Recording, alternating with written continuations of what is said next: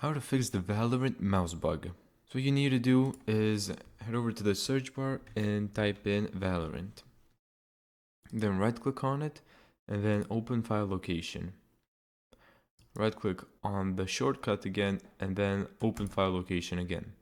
Then go to Riot Games and then Valorant Live and then you'll see application Valorant.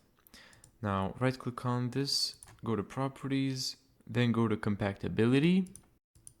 Check this box right here, run this program in compatibility mode for Windows 7. Make sure that this is on. And then hit apply.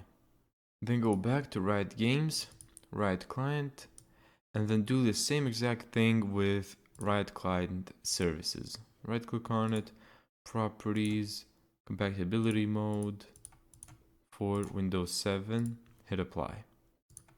And that's how to fix the mouse bug in Valorant. Thank you so much for watching this video. If you found this tutorial helpful, make sure to give it a thumbs up and subscribe. And as always, see you in the next video.